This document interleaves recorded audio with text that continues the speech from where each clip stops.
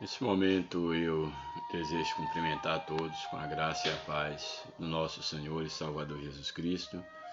Eu dou graças pela oportunidade que o Senhor me concede de mais uma vez voltar a comunicar com cada um de vocês. Dessa feita para estar postando o comentário da última lição desse trimestre, primeiro trimestre aí das lições da CPAD do ano de 2024. Nós tivemos aí o privilégio de trabalhar sobre a igreja, o corpo de Cristo, a sua origem, natureza, a sua vocação em relação ao mundo, que é exatamente pregar o Evangelho de Cristo a todas as nações. E hoje nós temos aí como fechamento desse ciclo de 13 lições que nós trabalhamos nessa revista. Hoje nós temos a lição de número 13, de 31 de março de 2024. A lição de hoje nos traz como título O Poder de Deus na Missão da Igreja.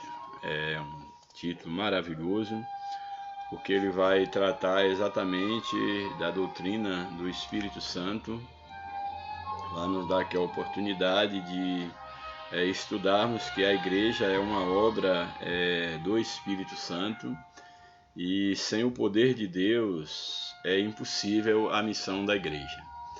Eu sempre gosto de afirmar que a Igreja de Cristo ela deve ser tratada, e pelo menos eu assim o considero, e espero que nunca eu venha a perder esse temor e essa consciência de que não estou falando de denominação, mas que a igreja enquanto uma obra realizada por Deus, enquanto resultado do sacrifício de Cristo, enquanto resultado da obra de Cristo, a igreja é uma obra do Espírito Santo. Então, no aspecto, tanto no seu aspecto físico visível, quanto no seu aspecto espiritual, é claro, principalmente, a igreja ela é o corpo de Cristo. Então, a igreja, enquanto o corpo de Cristo, ela deve ser tratada exatamente dessa forma. Ela é uma instituição, entre aspas, né? Tem que ter muito cuidado. Ela é uma instituição espiritual. Por isso nós temos que ter esse zelo, esse cuidado de ver a igreja não como uma denominação, não como uma organização humana. Eu sempre prefiro olhar a igreja como sendo uma obra do Espírito Santo. Então, como obra do Espírito Santo, nós devemos ter esse cuidado de ver a igreja, de analisar a vida da igreja como sendo essa obra que o tempo não pode barrar, que o inferno não pode parar a sua marcha. Porém, para que isso aconteça, é necessário que a igreja ela viva debaixo do poder de Deus, porque, como nos diz o título da lição, o poder de Deus na missão da igreja. Não há como a igreja cumprir com o seu chamado, com a sua vocação, se não for debaixo do poder do Espírito. Então essa lição ela vai assim de uma maneira singela, ela vai nos apresentar aí a doutrina, a pneumatologia, que é a doutrina, o estudo do Espírito Santo. Então nós teremos esse privilégio neste momento. O texto áureo da nossa lição nos diz o seguinte, um texto bastante conhecido, que nós inclusive já trabalhamos, Atos capítulo 1, verso 8, quando diz: Mas recebereis a virtude do Espírito Santo, que há de vir sobre vós, e ser-me-eis testemunhas, tanto em Jerusalém, como em toda a Judéia, Samaria e até os confins da terra. Aqui nós temos a promessa de Jesus para os seus discípulos, que eles permanecessem em Jerusalém, até que do alto a promessa do derramamento do Espírito Santo, a promessa que do Pai, de Deus, eles haviam recebido, ela pudesse se cumprir. E para isso era necessário que eles fossem obedientes a voz de Jesus, permanecendo em Jerusalém, ali na busca, no cenáculo, na espera que a promessa fosse realizada. E a promessa era exatamente esta, que eles receberiam a virtude do Espírito Santo. O Espírito Santo haveria de vir sobre os discípulos, que é aqui o germe da igreja, e ali, quando o Espírito Santo descesse sobre a igreja, aí dentro de uma leitura no campo teológico, nós teríamos ali a inauguração oficial da igreja nesse momento que coincidiu com a festa do Pentecoste, uma festa judaica. E a promessa era exatamente essa: recebereis virtude, ou seja, recebereis poder. Nós estamos falando aqui, a lição vai tratar sobre o poder de Deus na missão da igreja, ou seja, no dia a dia da igreja, na obra missionária. E essa era a promessa: eles receberiam o poder do Espírito Santo que havia de vir sobre eles, para que eles fossem testemunhas, ou seja, eles testemunhassem de Jesus, o Jesus com o qual eles viveram durante 3 anos e meio, e do qual eles eram agora comissionados como apóstolo, principalmente os 12 discípulos, e aí Matias ocupou o lugar de Judas, e a igreja, de um modo geral, eles seriam comissionados na liderança dos apóstolos. Eles seriam testemunhas em Jerusalém, que era o local, Jesus era ali, de Jerusalém, de Israel, podemos dizer assim, cuja capital era Jerusalém. Jesus era de uma das aldeias ali de Israel, e eles deveriam, então, no poder do Espírito Santo, testemunharem ali, no caso em Jerusalém, na capital, deveriam ser testemunho na Judéia, na região da Judéia, em Samaria e até os confins da terra. Então aqui a citação de Jerusalém, Judéia, Samaria até os confins da terra é uma amostra de que o Evangelho ele teria um alcance universal. Mas para que ele tivesse esse alcance universal era necessário um poder, um dínamos, necessário para que nada barrasse a missão da igreja.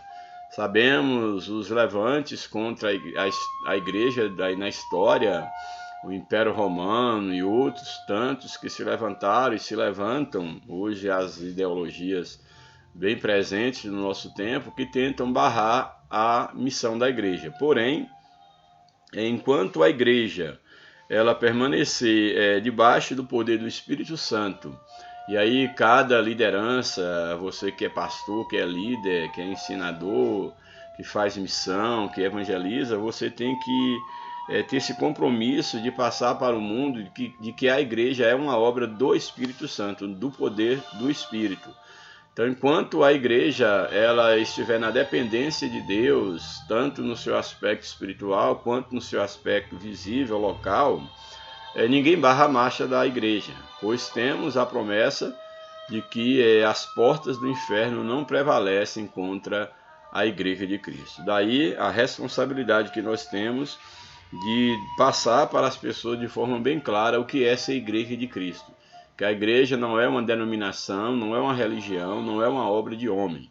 A igreja é uma obra do Espírito Santo, é o corpo espiritual de Cristo que tem o seu aspecto visível, onde reúne cada membro que faz parte desse corpo espiritual. Bem, então aí está o textuário da lição falando do poder do Espírito Santo como virtude necessária para que a igreja ela pudesse cumprir a sua missão no mundo.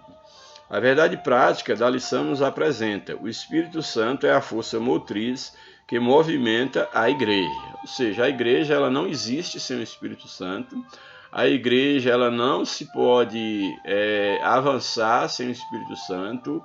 Ela não pode fazer a obra de Deus se não for pelo Espírito Santo. Ou seja, sem o Espírito Santo a igreja não existe. A igreja é uma obra do Espírito Santo, ela deve viver no Espírito Santo, ela deve permanecer, ela deve avançar, ela deve militar, ela deve ser essa igreja triunfante, tudo através da obra do Espírito Santo. Então essa verdade prática, esse primeiro período aqui da verdade prática é uma verdade como o próprio texto diz, uma verdade prática que deve ser posta em prática, que o Espírito Santo é a força que movimenta, é a força motriz que movimenta a igreja. Sem o poder do Espírito Santo, a igreja é incapaz de cumprir a sua missão. Não há a menor possibilidade da existência da igreja ou de que a sua missão ela seja realizada sem o poder do Espírito Santo. Então é importante nós observarmos, porque é isso que faz a razão de ser da igreja. A razão de ser da igreja é exatamente o poder do Espírito Santo, sem o qual ela já teria fracassado, ela já teria desaparecido há muito tempo. Portanto, não se pode conceber uma igreja sem a direção do Espírito Santo. Louvado seja o nome de Jesus para sempre. E também é importante observar que a obra de Deus, quem faz é o próprio Deus, não é o homem que faz a obra de Deus, não é o homem que converte o outro do pecado, não é o homem que cura as almas feridas, que liberta, não. Tudo quem faz é o próprio Deus através do Espírito Santo. Nós, enquanto igreja, somos apenas instrumentos para sermos usados por Deus. Então nós devemos ter o cuidado para não nos envaidecermos e achar que como igreja individual e como igreja na coletividade, que nós podemos fazer alguma coisa para Deus usando da nossa própria capacidade, dos nossos conhecimentos, da nossa criatividade, do nosso marketing. Não. A obra de Deus, quem faz é o próprio Deus, através do Espírito Santo. E, inclusive, se faltar pessoas que queiram se colocar na presença de Deus para serem usados, Deus pode levantar até das pedras, Deus pode usar o ímpio, Deus pode usar um animal, Deus pode usar a natureza e até o próprio Satanás, se for preciso, Deus pode usar para que ele revele Deus à humanidade.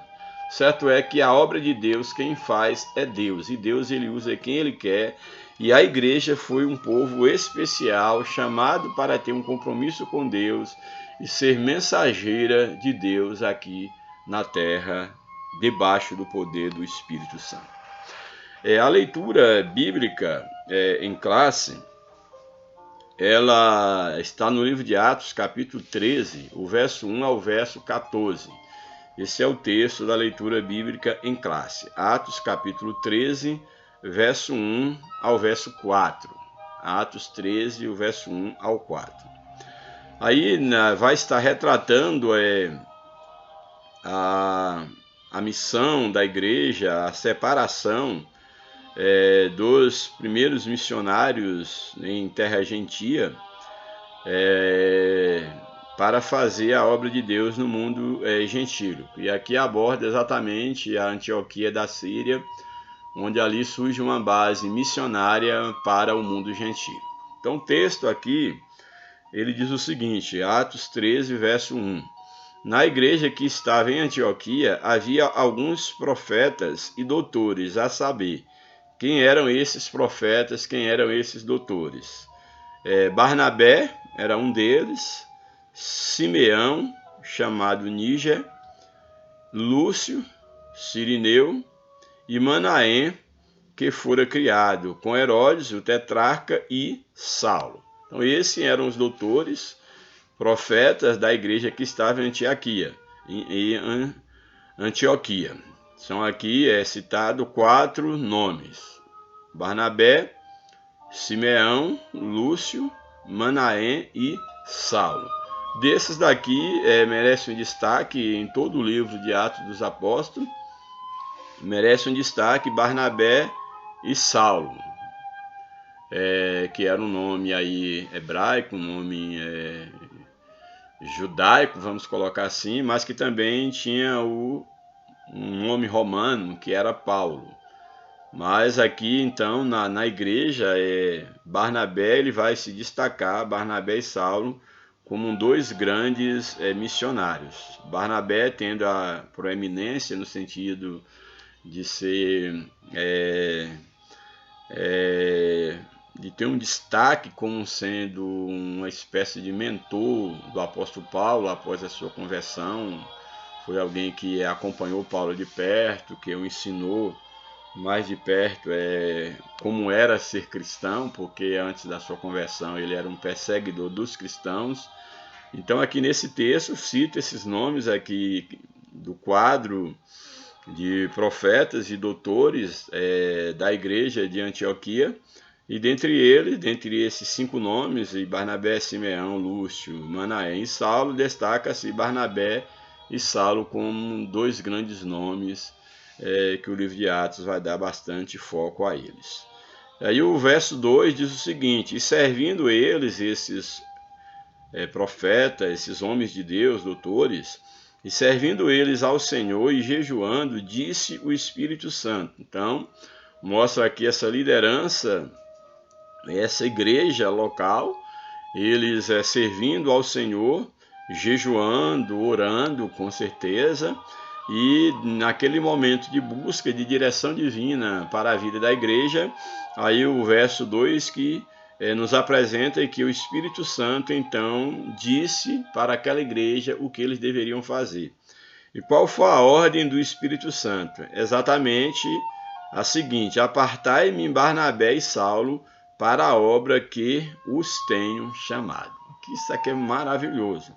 Nós temos uma igreja que orava, uma igreja que buscava a presença de Deus, uma igreja cheia do Espírito Santo, e agora o Espírito Santo usa ali por meio da profecia, o Espírito Santo, certamente por meio de um desses aqui que eram profetas, Deus direcionando que dentre esses mestres e profetas, deveria se escolher 2 missionários, 2 mestres, 2 missionários, que era exatamente Barnabé e Saulo. Então esses foram os 2 escolhidos pelo Espírito Santo para uma obra específica, para a obra de missão. E nós vamos ver aí no decorrer da Bíblia, aqui a lição não vai contemplar tudo, que Barnabé e Saulo, ele passou a usar o seu nome gentil, Paulo, seu nome romano, e eles fizeram uma grande obra. Tiveram aí viagens missionárias. Paulo registra pelo menos 3 viagens missionárias oficial e uma quarta, que seria quando da sua prisão. Mas eles de fato foram apóstolos, que é enviado, um mensageiro especial.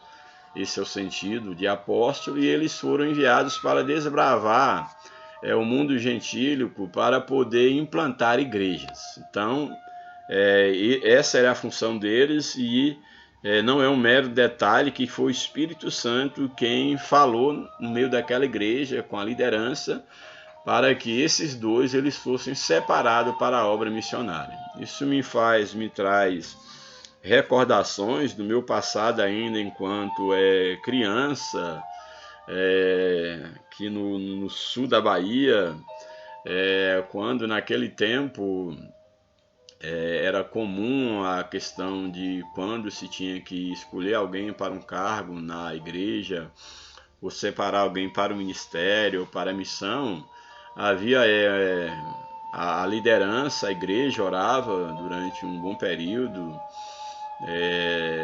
de oração em prol a essas reuniões específicas, e a liderança especificamente buscava de uma forma mais intensa para que de fato Deus mostrasse, falasse mesmo quais seriam as pessoas que deveriam ser separadas. Então eu nasci dentro de um ambiente assim, onde um dirigente para uma igreja, um pastor, um missionário, ele não era colocado por ser amigo do pastor, por ter um parentesco. O ministério não era algo passado de pai para filho, como infelizmente acontece na maioria dos lugares, com as raríssimas exceções. Nós vimos a pleno vapor aí o pecado da simonia e essa questão do nepotismo dentro da igreja. Infelizmente, nós temos visto isso, pessoas que basicamente estão comprando cargos na igreja, pai que consagra filho, negociação de igrejas entre aí as grandes convenções, algo totalmente nojento, totalmente absurdo, totalmente reprovável pelo Espírito de Deus. Portanto, aqui eu nasci nesse ambiente onde de fato era o Espírito Santo quem conduzia a igreja e na escolha das lideranças, seja para o cargo, o menor cargo, que se é que existe menor cargo dentro da igreja local. E aqui me veio à memória quando esse texto fala do Espírito Santo mandando, ordenando a separação de Barnabé e Saulo para, como diz o texto aqui, para a obra que eu os tenho chamado. Louvado seja o nome do Senhor. Que Deus nos ajude, que quem sabe a igreja ela possa recuperar essa dependência total do Espírito Santo. E quando eu falo a igreja no seu aspecto denominacional, local, que ela não se comporte como sendo uma mera religião ou uma denominação, mesmo porque Jesus não veio fundar isto, mas que ela possa se comportar, ela e a sua liderança, aqueles que exerce um papel de liderança, que possa estar se comportando como uma obra do Espírito, cuja direção seja do Espírito Santo, cujas determinações, as diretrizes, sejam com base na palavra de Deus e na orientação do Espírito Santo, como deve ser a vida da igreja. E o verso 3, então, o 2 fala dessa ordem de separar Barnabé e a Saulo, e o 3 diz o seguinte: então, diante dessa ordem do Espírito Santo, então jejuando e orando, a igreja jejuou, orou, e ali a liderança local pondo a mão sobre eles, e a igreja como um todo, impondo as mãos sobre Saulo e Barnabé, os despediram. Então eles foram ali separados para a obra missionária, eles foram abençoados pela igreja, houve uma imposição de mãos na separação deles para a missão, e após isso eles foram despedidos para irem ao campo missionário. Verso 4, e assim estes quem? Barnabé e Saulo, enviados pelo Espírito Santo, a igreja só fez confirmar, não era a igreja, os homens que estavam mandando, era o Espírito Santo, o próprio Deus. Eles então, enviados pelo Espírito Santo, desceram a Seleucia e dali navegaram para Chifre. Aí temos o retrato dessa primeira viagem, essa viagem missionária, vamos dizer assim, de Paulo. A introdução da lição nos apresenta o seguinte: nessa lição focaremos nossa atenção no poder do Espírito Santo na missão da Igreja de Cristo. Aqui mostraremos que o povo de Deus não pode prescindir do revestimento do poder pentecostal para obter êxito na sua missão na terra. Assim demonstraremos que a ação do Espírito Santo e a contemporaneidade de seus dons na igreja não se trata de uma mera opção, mas de algo imprescindível. E a sua necessidade, e também é a sua necessidade. Sem o Espírito Santo, a igreja local não anda nem cumpre a sua vocação. Então a lição aqui ela propõe a falar exatamente sobre o poder do Espírito Santo na missão da igreja, e que sem a ação do Espírito Santo, a igreja contemporânea, na igreja contemporânea e, consequentemente, os dons do Espírito Santo, pois eu creio, porque é bíblico, que o Espírito Santo é quem atua na vida da igreja, e que os dons do Espírito, eles são, para a atualidade, eles não cessaram, como alguns defendem, respeitando aqueles que assim o defendem, mas à luz da palavra de Deus, não se pode conceber a igreja sem o poder do Espírito Santo, e o Espírito Santo ele se manifesta através dos dons, através dos sinais, de tudo aquilo que acompanha a ação do Espírito Santo. Portanto, pensar a igreja contemporânea sem o Espírito Santo e sem a ação do Espírito Santo por meio dos dons, sejam eles os chamados dons espirituais, mais conhecidos, os dons ministeriais, que são também do Espírito Santo, sem as mais os mais diversos dons que o Espírito Santo dá à igreja, sejam aqueles registrados na Bíblia ou até mesmo aqueles não registrados, porque eu creio que nós temos na Bíblia registrado uma amostra dos dons, tanto os 9 lá chamados espirituais quanto os ministeriais, mas creio que há inúmeros dons, incontáveis, e a Bíblia não registra todos eles, mas o certo é que tudo que a igreja fizer, ela depende do poder do Espírito Santo e dos dons que o Espírito Santo capacita a cada um dos seus servos para uma obra específica, dando a cada um o dom que o próprio Espírito Santo julga ser necessário para o bom andamento da obra de Deus.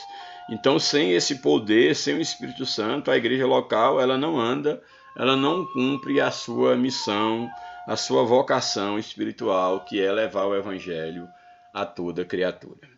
O primeiro tópico da lição fala sobre a doutrina do Espírito Santo, que é a pneumatologia.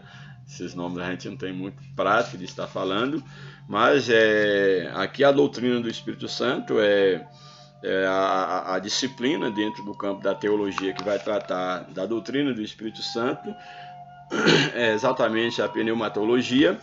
E aqui esse primeiro tópico vai falar exatamente sobre essa doutrina segundo o evangelista Lucas. Então, a doutrina do Espírito Santo segundo o evangelista Lucas, que é quem é o escritor do Evangelho de Lucas e também o escritor do livro de Atos, que também Atos dos Apóstolos, também conhecido como Atos do Espírito Santo. Porque, na verdade, o livro de Atos ele não está retratando Atos dos Apóstolos, mas era do Espírito Santo através dos apóstolos. Portanto, esse tópico ele se propõe a falar sobre essa doutrina segundo o evangelista Lucas. Primeiro subtópico, sobre a doutrina do Espírito Santo, o ensino revelado nos escritos de Lucas. Uma vez que Lucas é o escritor do Evangelho de Lucas e do livro de Atos. Tanto o Evangelho quanto o livro de Atos, ambos escritos pelo evangelista Lucas, revelam o ministério do Espírito Santo na vida de Jesus e da primeira igreja como uma necessidade imperiosa. É importante que não só o Evangelho de Lucas, mas os demais evangelhos, mas aqui dando destaque para Lucas, tanto o Evangelho segundo Lucas, quanto também o livro de Atos, escrito por Lucas, ele vai dar uma ênfase muito grande na questão do Espírito Santo, que atuou na vida de Jesus. Inclusive Atos dos Apóstolos vai iniciar falando sobre a vida de Jesus, a sua aparição aos discípulos, a comissão aos 12, a falar sobre o Espírito de Deus sobre Jesus. O livro de Lucas e Atos também vai falar sobre isso, a ascensão de Jesus aos céus, e mostra que o Espírito Santo atuava na vida de Jesus e atuava na igreja primitiva, e claro, e deve continuar atuando na vida da igreja. E o Espírito Santo, na igreja, na vida de Jesus, quanto na igreja primitiva, era visto como uma necessidade imperiosa, não era uma opção ser cheio do Espírito, não, buscar o Espírito, se quiser buscar, não. O Espírito Santo na vida de Jesus e da igreja nascente era uma necessidade, a igreja tinha necessidade de ser guiada pelo Espírito. E aqui eu quero chamar a tua atenção, a tua reflexão, você enquanto igreja individualmente, pertencente ao corpo de Cristo, igreja enquanto comunidade, liderança, que ter uma igreja, uma vida cheia do Espírito Santo não é uma opção. Não, eu não sou pentecostal, não vou buscar o Espírito Santo, não vou ter uma vida cheia do Espírito. A primeira coisa, o primeiro mito que nós temos que colocar por terra é que o Espírito Santo não é uma propriedade dos chamados pentecostais. Não, os pentecostais é que lida com questão do Espírito Santo. Não, gente. Esse nome dado ao movimento, ao descer do Espírito Santo sobre a vida da igreja, em uma festa judaica chamada Pentecoste, foi dado esse nome pelo fato de que foi nesse dia marcante, dentro de uma festa marcante, ali após a Páscoa, aí no auge do Pentecoste, Então ali, cumprindo os dias de Pentecoste, houve a descida do Espírito Santo. Isso marcou a história. Então aquele movimento, aquela ação do Espírito naquele dia ficou associada a essa festa judaica do Pentecoste. Porém, o Espírito Santo, no sentido da sua ação missionária, de fundar a sua igreja, não pode ser confundido. O Espírito Santo, o poder do Espírito Santo não pode ser confundido com uma festa judaica. A igreja, ela não é judaica. A igreja é o corpo de Cristo, formado inclusive por judeus, por gentios, mas não é uma religião. Então, quando nós falamos assim de pentecostal, às vezes alguns até escutam essa palavra de uma maneira pejorativa. São os pentecostais, aqueles que buscam o Espírito Santo, que fala em língua, que profetiza, como se isso fosse coisa para um grupo específico. Não. O Espírito Santo é para a Igreja de Cristo, independente que ela seja batista, presbiteriana, assembleia, metodista, seja a Igreja de Cristo. Quem é a Igreja de Cristo só é possível ser igreja se nascer do Espírito Santo. Portanto, o Espírito Santo, o poder do Espírito Santo não é uma opção para alguns, é condição de existência da igreja. Portanto, ser cheia do Espírito, ter o Espírito na vida, viver no Espírito, as manifestações do Espírito Santo, faz parte da existência da igreja de Cristo. Portanto, não é uma opção, mas é uma necessidade, como aqui a lição coloca assim de uma maneira bem assertiva, que é uma necessidade imperiosa, ou seja, que impera, que não se pode abrir mão. Nesse sentido, o evangelista Lucas mostra que sem a ação do Espírito no ministério de Jesus e na vida da igreja, os cristãos não estariam qualificados para serem testemunhas do Senhor. Ou seja, testemunhar do Senhor com poder e com eficácia só através do Espírito Santo. Quantos aí fazem cursos e mais cursos, estudam a Bíblia, já tem aí quem diz que é doutor em divindade, doutor nisso, naquilo outro, mas não passa de pessoas que adquiriram um monte de informações de outras pessoas, são uma espécie de papagaio de piratas, fica repetindo a experiência da vida dos outros, falando sobre o que os outros falaram, mas eles mesmos nunca tiveram uma experiência com Deus, uma experiência com o Espírito Santo. São os teóricos da fé. Mas o Espírito Santo, a obra de Deus, a vida da igreja é o Espírito Santo.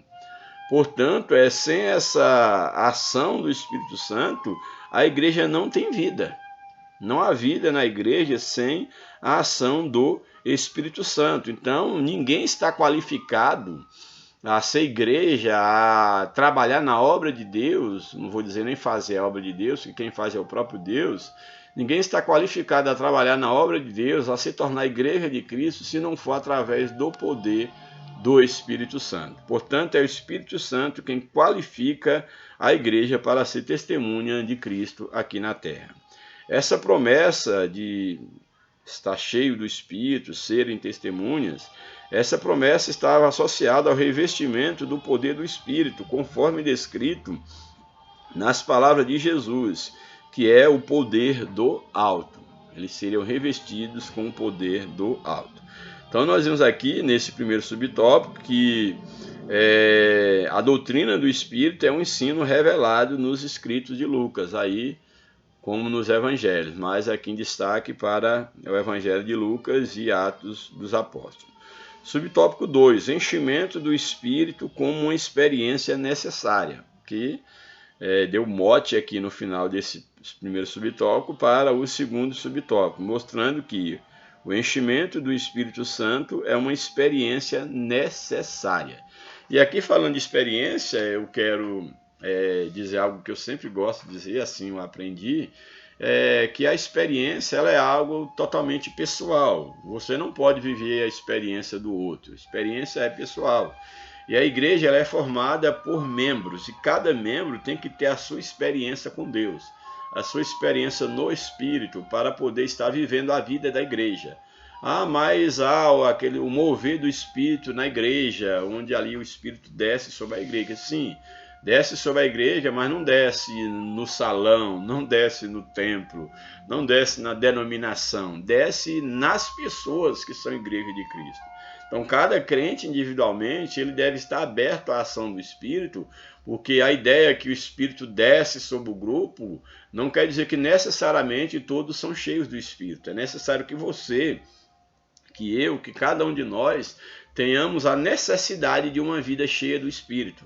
E ter uma vida cheia do Espírito não é reunir de mês em mês, naqueles cultos chamados cultos de avivamento, que marca ali para as pessoas serem avivadas, para receberem o Espírito Santo. Eu não comungo muito com essa ideia. É bom, esses momentos são úteis para trazer um despertamento à igreja, sim. Agora a igreja não pode viver disso, de momentos mensais ou anuais, de campanhas de avivamento, de trazer alguém especial, como se o Espírito Santo fosse uma propriedade daquela pessoa, que ela é então agora importada para trazer o Espírito Santo para a igreja. Isso, se nós formos analisar a vida da igreja primitiva, eu não coloco nem a igreja primitiva, eu digo a igreja que eu nasci, no meu nascimento, quando ainda criança, adolescente, na minha juventude, o mover do Espírito Santo era algo que todos buscavam e não precisava de nenhum especialista. Não havia chamar pastores de fora, especialistas em batismo com o Espírito Santo, não havia nada disso. Simplesmente a oração era uma constância na igreja, a oração, o jejum, a consagração, a evangelização, o expulsar demônios, o envolvimento com Deus era constante, e batismo no Espírito Santo, dons espirituais, o mover do Espírito era o dia a dia da igreja. Hoje, infelizmente, chegamos numa situação que tem que se trazer alguém de fora, importar alguém cheio do Espírito, que tem aí, domina algumas técnicas, como se o Espírito Santo estivesse sujeito a isso, e faz aqueles movimentos onde de fato há resultados ali imediatos, mas quando eles vão embora, essas pessoas vão embora, parece que levam o poder com elas. Eu sou meio desconfiado dessas coisas. Eu penso que é válido termos alguém que venha trazer uma palavra de despertamento, orar, etc. É válido, mas a igreja não pode viver disso. A igreja ela tem que ser ensinada que cada crente é templo do Espírito Santo, cada um de nós devemos estar abertos para o mover do Espírito, para sermos cheios do Espírito, porque sem o Espírito Santo não há a mínima necessidade de fazermos parte da igreja de Cristo. Podemos até fazer parte de uma religião, estar ali no meio do povo, mas sem o Espírito Santo nós não somos povo de Deus. Isso tem que deixar bem claro. Frequentar uma igreja onde lá há cura, onde há milagres, onde alguém fala em língua, onde há o Espírito Santo, não é o suficiente. Você tem que ter uma vida dirigida pelo Espírito Santo. A Bíblia diz que o Espírito Santo é o penhor, é a garantia da nossa redenção. Só será arrebatado na vida de Cristo aquele que tiver o Espírito Santo na vida. E quando eu falo que tiver o Espírito Santo, não é ter um dom necessariamente, não é isso. É ter uma vida cheia do Espírito Santo. Eu não vou entrar aqui no mérito da questão dos dons espirituais, que Deus dá a cada um como Ele quer, nem todo mundo tem o mesmo dom, ou um dom talvez até mesmo clássico conhecido, mas o certo é que não existe ninguém inútil na obra de Deus. Todos aqueles que passam pelo Calvário, Deus entrega a ele dons, capacitações espirituais. Agora compete a cada um desenvolver o dom que é em si, colocar em prática. E a liderança também, ter essa sabedoria para conhecer a vocação espiritual de cada membro, de cada liderado, e dar oportunidade para que eles desenvolvam os seus dons. Porém, fazer parte da Igreja de Cristo é necessariamente participar da experiência com o Espírito Santo. É ter uma vida não direcionada pela religião, pelo guia espiritual, mas uma vida direcionada pelo Espírito Santo, disciplinada à luz da palavra de Deus, que respeita uma liderança, etc, etc. Mas, acima de tudo, ter nascido do Espírito. Bem, então, o enchimento do Espírito como uma experiência necessária. Essa experiência todos têm que passar. Aquele que não nascer de novo, da água e do Espírito, não pode entrar no reino de Deus. São palavras de Jesus a Nicodemos e para nós também. O Senhor Jesus só começou seu ministério depois de ser cheio do Espírito Santo. Isso aqui é interessante. Jesus teve uma vida cheia do Espírito, ele mesmo diz, o Espírito de Deus estava sobre ele, que ele foi ungido para isso, quando do seu batismo ali por João Batista, a Bíblia deixa bem claro que o Espírito Santo desceu sobre ele e testemunhou sobre quem era Jesus. Jesus, quando ele vai começar o seu ministério, ele vai para o deserto para ser tentado. Então tudo isso demonstra que Jesus ele teve um ministério debaixo do Espírito Santo. Todo o início e o fim do seu ministério foi no poder do Espírito. Sem o poder do Espírito, certamente Jesus, enquanto homem, ele fracassaria no seu ministério. Portanto, o Senhor Jesus só começou seu ministério depois de ser cheio do Espírito Santo. Lucas 3, 21 e 22. Nosso Senhor fez a obra de Deus e a fez, Jesus fez, ele estava aqui em nome do Pai, ele fez a obra do Pai, a obra de Deus, no poder do Espírito Santo. Ele foi capacitado pelo Espírito Santo e dependeu dele para exercer o ministério. Da mesma forma, a igreja só deveria iniciar o trabalho missionário quando fosse revestida do mesmo poder. Foi a ordem que Jesus deu aos seus discípulos. Ficai em Jerusalém, esperai o cumprimento da promessa para que vocês sejam revestidos de poder, para vocês então começar a obra missionária. Então, aqui esses textos deixam bem claro que tanto Jesus precisou do Espírito Santo para iniciar o seu ministério, quanto a igreja ela foi fundada e deve viver no poder do Espírito Santo. Por isso podemos afirmar que no contexto literário do evangelista Lucas, especialmente no livro de Atos dos Apóstolos, o Espírito Santo aparece como uma necessidade e não como uma opção. Louvado seja o nome do Senhor. Subtópico 3. O enchimento do Espírito como uma experiência concreta. Aqui é bem interessante. O enchimento do Espírito, tanto na vida de Jesus, quanto na vida da igreja nascente, ali em Pentecostes, durante toda a sua história, é uma experiência concreta, não é algo subjetivo, uma experiência mística, subjetiva, que não tem implicação tanto na ortodoxia quanto na ortopraxia da igreja. É algo que se manifesta, não há como esconder a luz de Deus, não há como esconder a vida no Espírito, não há como esconder. Se manifesta através dos dons, das manifestações sobrenaturais do Espírito, através dos sinais, através de uma mudança de vida. Não há como dizer ser cheio do Espírito e as pessoas não perceberem a sua mudança de vida, a nova vida que você tem em Cristo. Não se pode esconder o poder do Espírito Santo. Onde você for, você será identificado, você será notado se de fato você ser uma pessoa cheia do Espírito, que tem uma vida com Deus, uma vida diferente. Portanto, o Espírito Santo não é uma experiência, uma abstração, uma experiência subjetiva. Que o texto diz, o enchimento do Espírito como uma experiência concreta, real, palpável, que pode ser vista, pode ser percebida, pode ser notada dentro da sua objetividade. Se por um lado Lucas apresenta o Espírito Santo como uma necessidade na vida da igreja, por outro ele mostra que o enchimento do Espírito ocorre como uma experiência concreta na vida do crente. Nesse sentido, o livro de Atos retrata a experiência pentecostal como um acontecimento objetivo e não subjetivo. Tem a experiência com o Espírito Santo, chamada de experiência pentecostal, como já expliquei o porquê, chamar assim, é uma experiência objetiva, não é uma experiência subjetiva.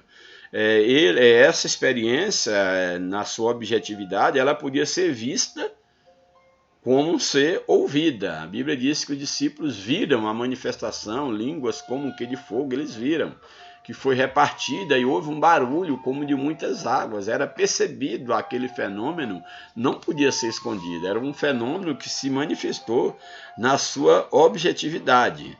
Aí em Atos 5:32, por exemplo, aí eu vou ler alguns versos de Atos capítulo 5, Aí, por exemplo, o verso 12, os apóstolos realizavam muitos sinais e maravilhas no meio do povo. Todos os que creram costumavam reunir-se no pórtico de Salomão. O verso de número 18. Por isso, aqui vai falar sobre já uma perseguição aqui dos apóstolos, eles serem perseguidos pelo fato do que eles faziam no poder de Deus, já desde lá o dia de Pentecoste. Por isso mandaram, depois que os apóstolos eles realizaram aí a cura, aqui o verso 12 diz o quê? Que os apóstolos realizavam muitos sinais e maravilhas no meio do povo. Então eles eram usados por Deus.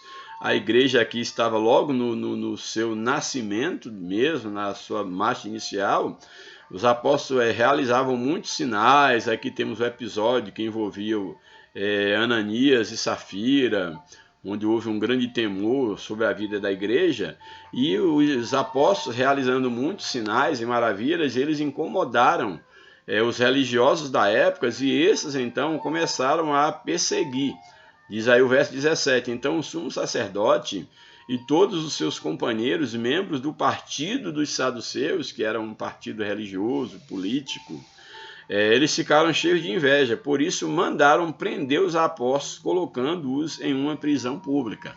Ou seja, despertou-se o ódio dos inimigos da cruz de Cristo. E aí o verso 29, Pedro e os outros apóstolos responderam, é preciso obedecer antes a Deus do que aos homens. Quando eles eram aí intimados, eles foram inclusive presos por ter curado um coxo de nascença, e ali eles foram repreendidos e chamados para pararem de fazer aquela obra depois de serem presos e serem soltos.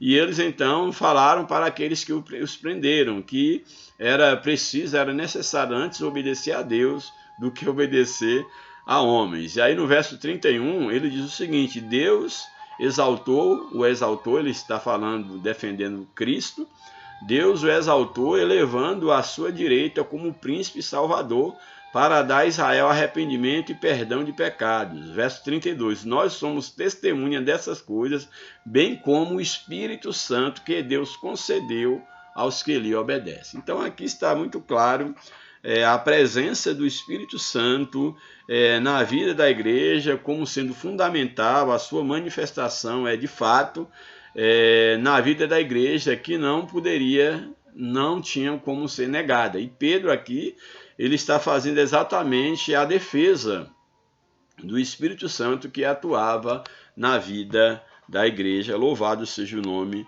de Jesus. Havia manifestações físicas que se tornavam reais para quem as tinha e visíveis para quem as presenciava, que eram esses sinais que o Espírito Santo operava por meio dos apóstolos no meio da igreja.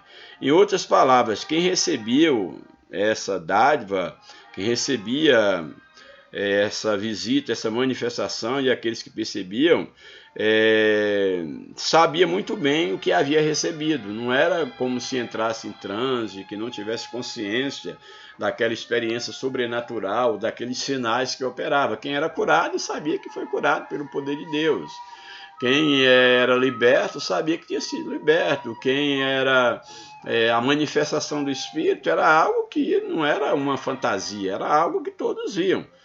Pessoas ali que não tinham nenhuma capacidade de falarem com tanta autoridade, falarem línguas inclusive que eles não conheciam, em idiomas que não conhecia, tudo como uma capacitação do Espírito Santo. Então, era algo palpável, não era uma invenção, não era uma forçação de barra, era uma experiência concreta. Quem recebia sabia muito bem o que havia recebido. Dentre os muitos sinais, sobressaía um sinal, isso na igreja, apesar das discussões teológicas, mas está muito visível as manifestações do Espírito Santo, que é o falar em línguas desconhecidas. Então, em quase todas as experiências que nós temos na Bíblia, do descer do Espírito Santo, nós temos a referência ao falar em línguas, e em alguns casos falar em línguas e profetizar. Eram sinais visíveis da manifestação do Espírito Santo na igreja. Hoje tem-se aí os grupos que discutem essa questão da língua estranha ou estrangeira como manifestação do Espírito Santo, se é necessário ou não, não vou entrar no mérito da questão, mas o certo é que a manifestação do Espírito Santo na Bíblia, você vai encontrar no livro de Atos, em várias referências, sempre é ligado à questão do falar em línguas e do profetizar. Em alguns momentos falar em língua, em outros falar em língua e profetizar eram sinais visíveis da atuação do Espírito Santo na vida da igreja. O subtópico 2 fala sobre a doutrina pentecostal clássica, como os pentecostais, chamados pentecostais clássicos, aqueles que buscam o Espírito Santo no sentido assim de dar mais vazão à questão dos dons espirituais como algo atual, o batizar com o Espírito Santo como um revestimento, uma segunda experiência diferente da experiência da conversão, aí o ser cheio do Espírito, os dons espirituais, todos os dons espirituais, ministeriais, como sendo algo presente na vida da igreja e não para uma época. Então a doutrina pentecostal clássica, ela vai ver o Espírito Santo, a experiência do batismo no Espírito Santo como uma experiência ímpar, como uma experiência que não pode se confundir com a mera participação na igreja, mas é uma experiência sobrenatural, concreta e que também, derivada dessa experiência, as manifestações dos dons espirituais. Bem, desde seus primórdios, a doutrina pentecostal clássica afirma que o falar em línguas desconhecidas é a evidência física inicial do batismo no Espírito Santo. Há igrejas que pensam diferente, mas é que a maioria dos pentecostais, ou todos os pentecostais e os clássicos, muito mais ainda, tem o falar em língua como uma evidência de que alguém foi batizado com o Espírito Santo. Há as discussões se essa língua é apenas um sinal, ou se essa língua já é o próprio dom de língua, porque eu creio que a língua ela tem um significado, como foi o caso do dia do Pentecoste. Aqueles que falaram em línguas desconhecidas, havia uma mensagem a ser transmitida para aqueles povos que estavam ali em Jerusalém, judeus de toda parte do mundo de então. E eles ouviam falar na sua própria língua, e aqueles discípulos eles não conheciam aquelas línguas. Eram línguas estranhas para eles, mas eram línguas estrangeiras, daqueles povos que estavam ali, mas eram ação do Espírito Santo, sem nenhuma dúvida. Então, aqui, a despeito das discussões que se fazem sobre essas línguas, uma coisa é certa, que era algo sobrenatural. Como era estranha para os discípulos que falavam, e era a língua daqueles povos, portanto, línguas estrangeiras, certo é que era uma ação do Espírito Santo, que foi algo visível, audível, no dia de Pentecoste, como marcando ali o fundamento da igreja na descida, no Pentecoste, no recebimento do Espírito Santo. Bem, então aqui o comentarista da lição, ele vai dizer que desde os primórdios a doutrina pentecostal clássica afirma que o falar em línguas desconhecidas é uma evidência inicial do batismo no Espírito Santo. Em 3 ocasiões, no livro de Atos, a manifestação das línguas está presente e em todas elas chama a atenção o fato de todos terem experimentado o fenômeno de falar em outras línguas. Então aqui são várias referências, Atos 2, verso 4, por exemplo, diz que todos está dentro de um contexto aí da inauguração da igreja, Atos 2, o capítulo 2, o verso 1, por exemplo, diz que quando chegou o dia de Pentecostes, estavam todos reunidos em um só lugar. De repente veio do céu um som, então houve, de maneira concreta, ouviu-se o som, então dos céus veio um som como de um vento muito forte, não era um vento, mas o som parecia como um vento, e encheu toda a casa na qual estavam assentados. Verso 3, e apareceram línguas de fogo que se separaram e pousaram sobre cada um deles. Então essas línguas foram vistas, aqui está sendo descritas. E todos foram cheios do Espírito Santo e começaram a falar em outras línguas, conforme o Espírito Santo permitia que se expressassem. Então aqui está muito clara a manifestação do Espírito Santo e essa manifestação do falar em línguas. Aí Atos 2,4, Atos no capítulo 10, O verso 44 e 46 também, nós temos uma referência, Atos capítulo 10, verso 44 a 46. Nos diz aqui o seguinte, 44 a 46. Enquanto Pedro ainda falava essas palavras, o Espírito Santo desceu sobre todos os que ouviam a mensagem. Louvado seja o nome do Senhor.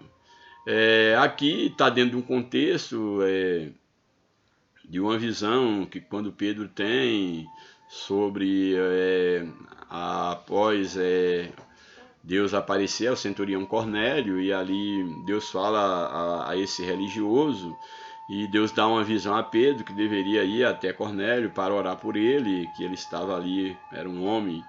Deus dá as credenciais de quem era Cornélio, e aí Pedro vai à casa de Cornélio e ali ora por ele, e aí diz o verso 44, com essas palavras. Então, enquanto Pedro ainda falava essas palavras, o Espírito Santo desceu sobre todos os que ouviam a mensagem. Os crentes que eram da circuncisão, que vieram com Pedro ali, e olha que Pedro estava na casa de um gentio, não era um judeu, e aí quebrou todo o preconceito dessa separação, o judeu era um povo especial, o Espírito Santo era só para os judeus. Não, aqui agora estava quebrando esses paradigmas, esses preconceitos, porque Pedro agora está na casa de um gentio, Deus envia até lá ao centurião Cornélio, e agora o Espírito Santo desce sobre os gentios. Então mostra que Deus estava fazendo dos dois povos, judeus e gentios, um só povo, que é a sua igreja. Então os crentes que eram da circuncisão, que vieram com Pedro, circuncisão fala da questão do pacto entre Deus e Israel, aí o judaísmo. Os crentes que eram da circuncisão, os judeus convertidos, que vieram com Pedro, ficaram admirados de que o dom do Espírito Santo fosse derramado também sobre os gentios. Pois, como eles sabiam disso, que o Espírito Santo veio sobre os gentios? Pois os ouviam falar em línguas e exaltar a Deus. Então essa foi a manifestação visível de que algo havia acontecido. A seguir, Pedro disse: pode alguém negar água, impedindo que estes sejam batizados?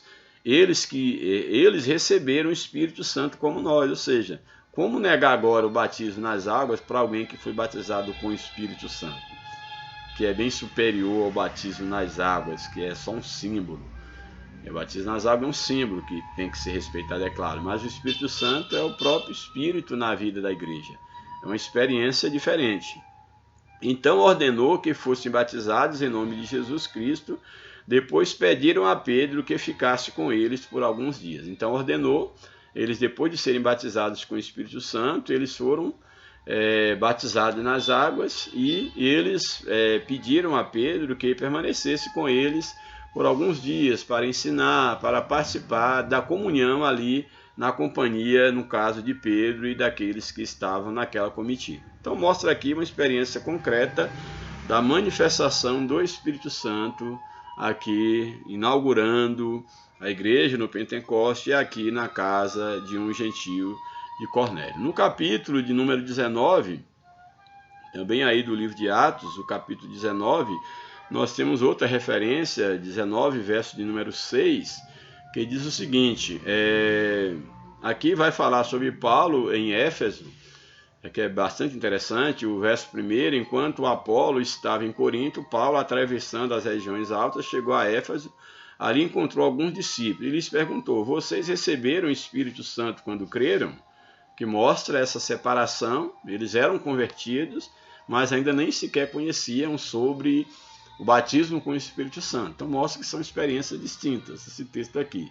Então eles já criam, mas olha o que Paulo diz. Então Paulo lhes perguntou: vocês receberam o Espírito Santo quando creram? Quando creram em quem? Quando creram em Jesus. Não, eles responderam: não, nem sequer ouvimos que existe Espírito Santo. Responderam. Quando eles falam nem sequer ouvimos que existe Espírito Santo, é que eles nunca ouviram sobre essa experiência do batismo com o Espírito Santo.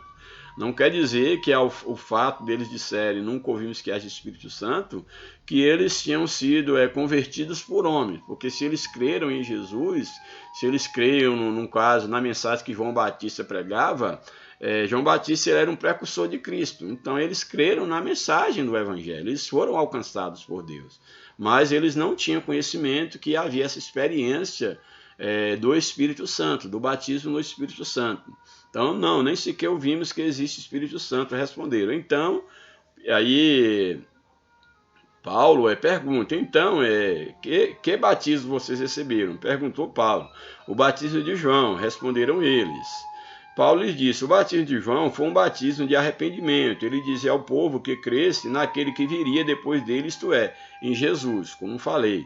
Ouvindo isso, eles ouvindo essa mensagem, esse ensinamento de Paulo, eles foram, ouvindo isso, foram batizados em nome do Senhor Jesus. Quando Paulo lhes impôs as mãos, veio sobre eles o Espírito Santo, esses que diziam que não conheciam o que era o Espírito Santo.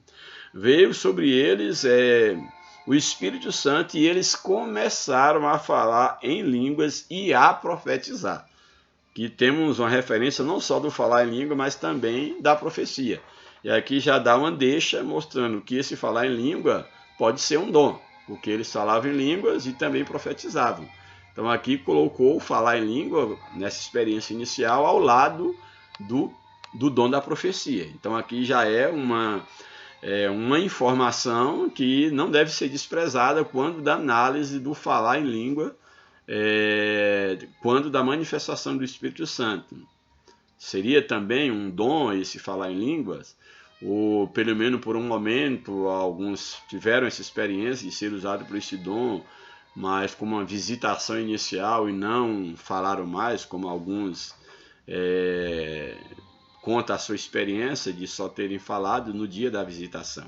Então, não importa. O certo é que aqui esses foram batizados com o Espírito Santo, receberam o Espírito Santo, falaram em línguas e não só isso, eles também profetizaram. Isso é um exemplo bastante significativo. E também no capítulo 8, só para mostrar aqui como há dados suficientes para elencar essa experiência com o Espírito Santo, ligado à questão dos dons espirituais. Aqui fala sobre o contexto maior, estou só passando aqui. O contexto maior fala sobre a missão de Paulo, aqui fala sobre Filipe em Samaria, pregando o evangelho em Samaria, e aqui fala sobre Simão, o mago, que havia ali naquela região. Um homem chamado Simão vinha praticando feitiçaria durante algum tempo naquela cidade. Então aqui vai falar sobre essa experiência que é de Filipe, ali no caso em Samaria, que multidões reuniam para ouvir ali a palavra, e fala que Saulo estava ali, aí é uma parte anterior, no caso que vai relatar a questão da conversão de Paulo, mas no verso 14 vai falar sobre o evangelista Filipe, que ele aí, como resultado da dispersão ali da igreja com a morte de Estevão, Filipe era um dos evangelistas. Nós temos aqui então que Filipe, e um dos diáconos, ele vai destacar como sendo um grande evangelista, e ele está então pregando aqui em Samaria e mostra aqui a resistência de um mago.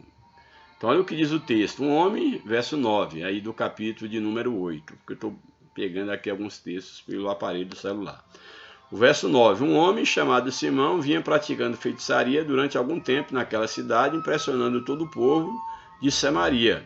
Ele se dizia muito importante, e todo o povo, dos mais simples aos mais ricos, dava-lhes atenção e exclamava: este homem é conhecido como o grande poder de Deus. Era um homem, um mágico, alguém, entende-se aqui mágico como alguém que exercia a feitiçaria, e todos o tinham como sendo um homem de Deus, que era Deus que usava aquele homem, mas era um poder maligno, e ele enganava muita gente naquela cidade. Então eles o seguiam pois ele os havia iludido com a sua mágica durante muito tempo. No entanto, quando Filipe lhes pregou as boas novas do reino de Deus e do nome de Jesus Cristo, creram nele, em Jesus, e foram batizados, tanto homens como mulheres, e o próprio Simão também creu e foi batizado, ali nas águas, creu e foi batizado como os demais. E ele, Simão, o mágico, então ele seguia Filipe por toda parte, observando, maravilhado, os grandes sinais e milagres que eram realizados. Esses sinais e esses milagres eram a atuação do Espírito Santo. E Simão ficava observando, e ele que já tinha experiência mística, só que no mundo das trevas, ele ficou observando aquilo e a sua velha natureza, a sua identidade começa a aparecer. Ele pensa que ele também poderia fazer aquilo, quem sabe ganhar dinheiro fazendo aqueles sinais e aquelas maravilhas. Porém, ele estava totalmente enganado, como muitos estão na atualidade, que pensam que podem comprar a graça de Deus. Ninguém compra a graça de Deus. Tem muitos aí que estão brincando com Deus, trazendo suas profetadas em nome de Deus, fazendo seus revelamentos, e aí tudo em nome de Deus, esses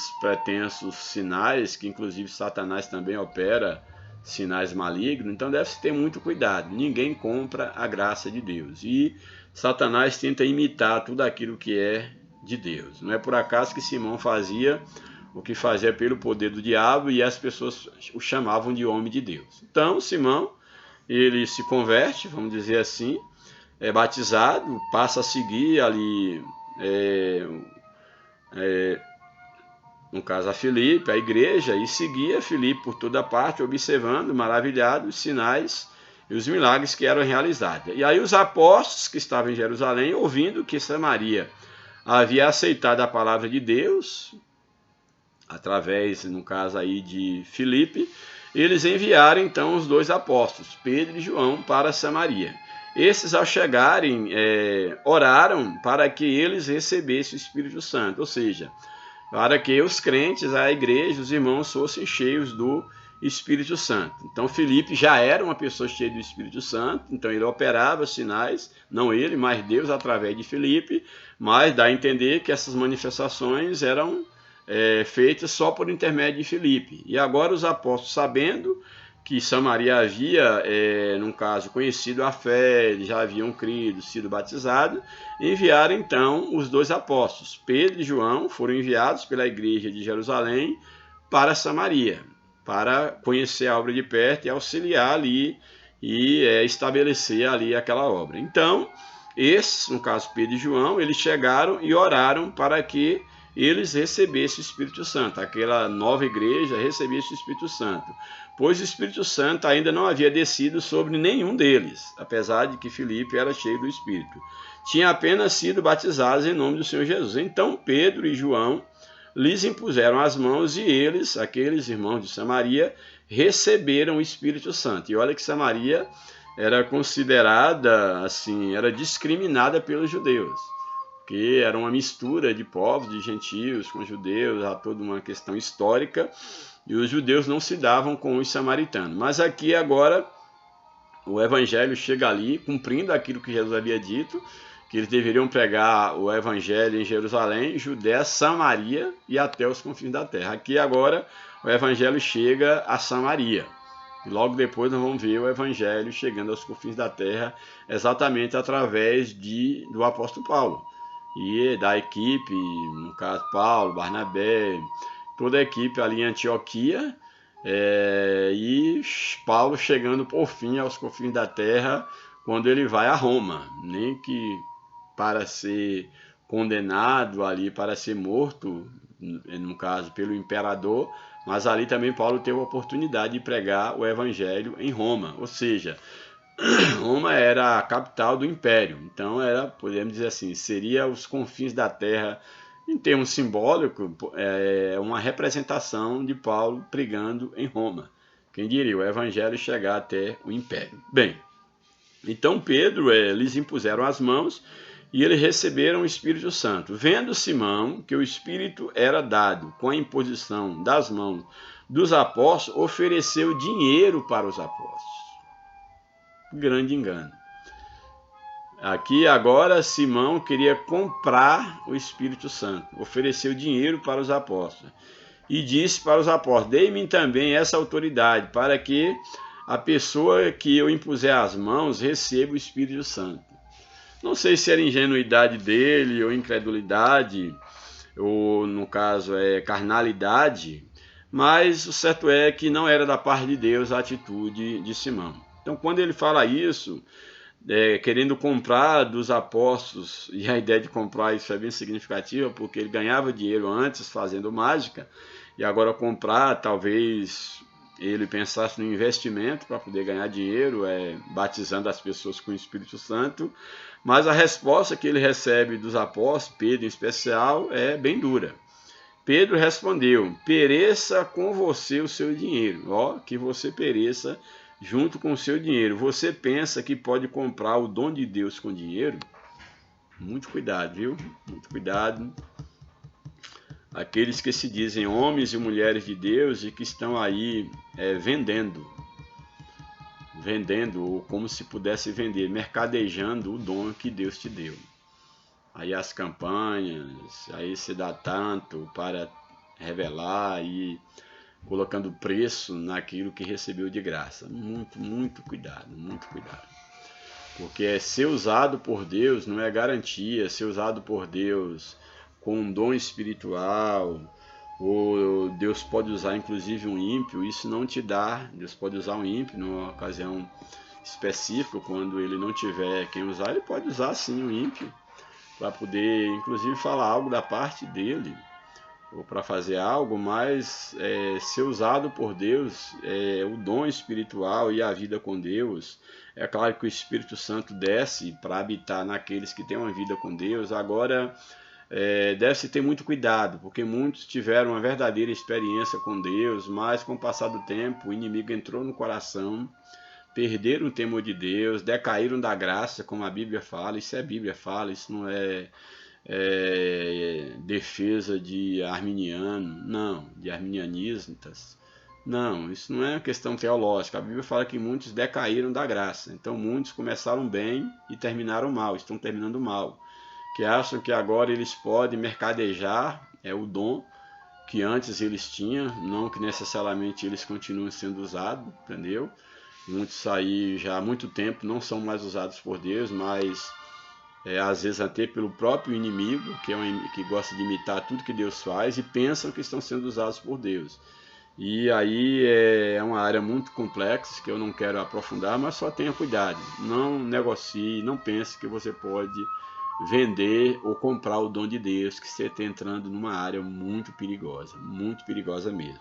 Então a repreensão de Pedro foi essa: olha, pereça com você o seu dinheiro. Você pensa que pode comprar o dom de Deus com dinheiro? Isso é uma pergunta retórica. Claro que a resposta é não, não se compra o dom de Deus. Verso 21, você não tem parte nem direito algum nesse ministério, se o seu coração não é fiel, seu irmão. Você não tem parte nesse ministério apostólico, você não foi chamado para isso, o seu coração não é fiel a Deus.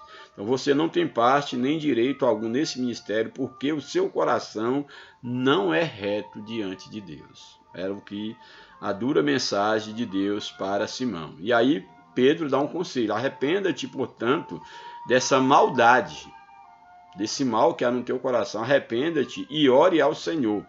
Talvez, se você fizer isso, se você se arrepender, achar lugar para arrependimento, talvez Deus te perdoe tal pensamento do seu coração. Ou seja, se você alcançar lugar para arrependimento. Mas a resposta de Simão é um tanto quanto desanimadora. Ele diz, e aí Pedro continua: talvez ele perdoe o teu pensamento, o pensamento do teu coração, pois vejo que você está cheio de amargura e preso pelo pecado. Ou seja, você ainda não foi liberto, Simão. Você precisa ser liberto. Mas a resposta de Simão é a seguinte: Simão, porém, respondeu: orem vocês ao Senhor por mim. Pedro disse que ele deveria orar arrependido diante do Senhor. Mas ele diz: orem vocês por mim, para que não aconteça nada do que vocês estão dizendo. Não foi isso que Pedro instruiu a Simão. E aí não fala mais sobre Simão, e a gente não pode dizer aquilo que a Bíblia não está falando. Mas, infelizmente, dentro de um contexto maior, a gente pode perceber que o fim de Simão provavelmente não foi um bom fim, porque ele não se arrependeu e ele nem sequer arrependido caiu de joelho orando, pedindo ao Senhor misericórdia. Ele diz de uma maneira muito fria: orem vocês ao Senhor por mim, para que não aconteça nada que vocês disseram. E aí o texto, esse parágrafo teológico, encerra dizendo: tendo testemunhado e proclamado a palavra do Senhor, Pedro e João voltaram a Jerusalém, pregando o evangelho em muitos povoados samaritanos. Aí já começou a desbravar aí a região de Samaria, pregando o evangelho. Então nós temos aqui essas referências da manifestação, da doutrina, da manifestação do Espírito Santo em todos esses momentos que aí foi elencado. Portanto, até mesmo a narrativa de Atos 8, 14 a 25, onde não há menção da ocorrência de línguas, que é o caso aqui que nós lemos, o evangelista parece deixar subentendido que as línguas estiveram presentes, porque subentende que eles foram cheios do Espírito Santo e certamente houve esses sinais exteriores. Assim, estudiosos dos livros de Lucas reconhecem do livro de Atos e de Lucas, reconhece que o uso que o evangelista faz das expressões batismo no Espírito Santo ou ser cheio do Espírito Santo em Atos dos Apóstolos tem a ver com a experiência do derramamento do Espírito Santo acompanhada das desconhecidas línguas como uma evidência inicial. Vou adiantar um pouco, porque já temos 1h15, mas os tópicos que eu queria deter mais eram esses tópicos. O tópico 2, o Espírito Santo capacitando as testemunhas. Como nós já vimos, os discípulos receberam o Espírito Santo para serem testemunhas em Jerusalém, Judéia, Samaria, até os confins da terra. Capacitando as testemunhas, o primeiro subtópico. No livro de Atos é possível perceber o ensino da capacitação do Espírito Santo sob diferentes perspectivas. Primeiramente, o Espírito capacitando líderes para o desempenho da obra de Deus, como nós vimos. Nesse sentido, vemos o apóstolo Pedro sendo cheio do Espírito Santo quando foi confrontado com o sacerdote, aí o capítulo 4, 8, na questão do porquê ele havia curado aquele coxo. Vemos o apóstolo Paulo, quando é cheio do Espírito Santo, para resistir a Elimas, o mágico, capítulo 13. Depois vemos também que não eram só depois vemos também que não eram só os que faziam parte do colégio apostólico que eram cheios do Espírito Santo. Pessoas comuns também eram revestidas do poder do alto, porque a promessa dizia respeito a todos. Joel já profetizava que a promessa dizia respeito aos pais, aos filhos, e aí servos e servas, todos seriam cheios do Espírito Santo. Então, pessoas comuns também eram revestidas desse poder. Na verdade, o que se observava em Lucas é que o revestimento do Espírito veio sobre toda a carne, como Atos 2:17. Subtópico 2. Pessoas simples capacitadas pelo Espírito. Vemos isso claramente quando Ananias, até então um ilustre desconhecido, é convocado por Deus para impor as mãos naquele que seria o maior apóstolo de todos os tempos, o apóstolo Paulo. Assim também Estevão e Filipe, eu não sei aqui, gente, se eu confundi agora, lendo um dos textos, talvez eu tenha confundido Ananias com Filipe, viu? Talvez eu tenha confundido. Eu acho que confundi ao ler um texto de Atos dos Apóstolos, falando sobre um dos textos citados. Eu vou corrigir enquanto está tempo aqui, porque eu acho que eu confundi Ananias com Filipe. Tenho quase certeza. Deixa eu ver aqui. Atos 10, se foi no capítulo 10, que é bom que faça essa correção. Deixa eu ver aqui, 10:44, se é esse texto. Atos 10:44. Ver aqui. Louvado seja Deus. Aqui não é Atos 10:44. Deixa eu ver Atos 19.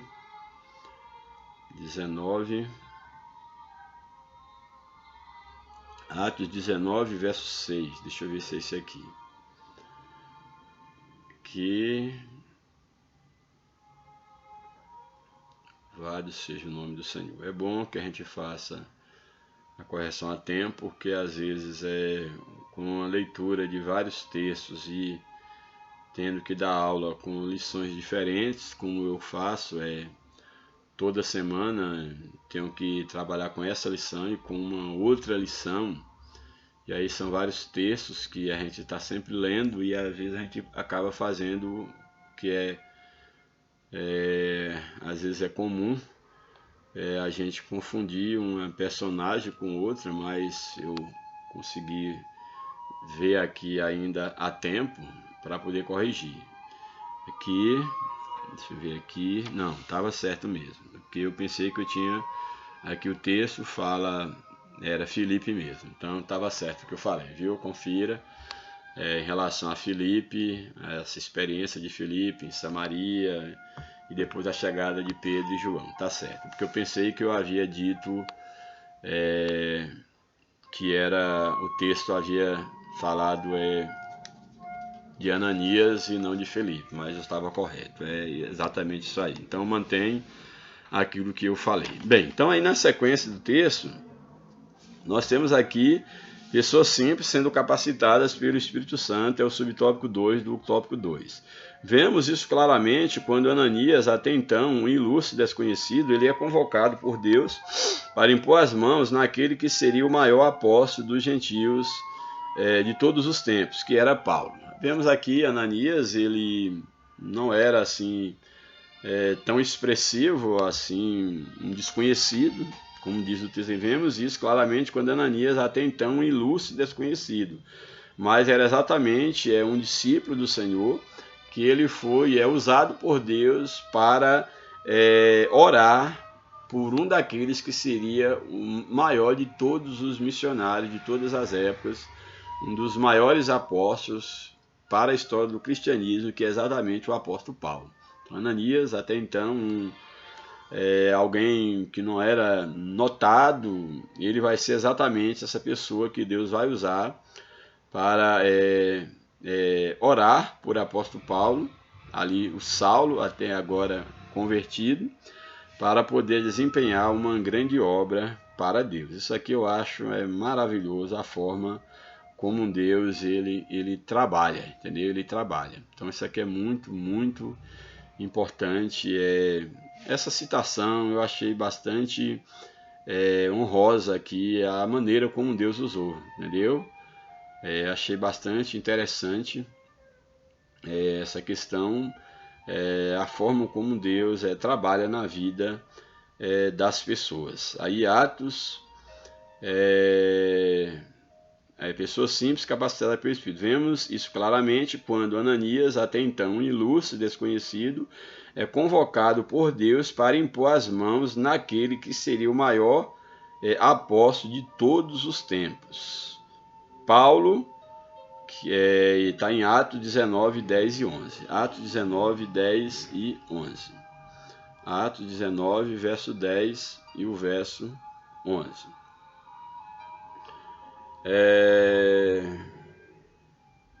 Atos 19, 10 e 11. Aqui temos o chamado de Paulo bem anterior, né, quando tem aí da conversão de Paulo. Deixa eu ver aqui o capítulo, qual é o capítulo, eu havia lido, mas desmarquei aqui. Quando da conversão Filipe em Samaria, Simão Mágico, deixa eu ver aqui, louvado seja a conversão de Saulo, que está exatamente no capítulo 9, que fala do encontro de Paulo com Deus em Damasco, texto que nós já observamos, e aí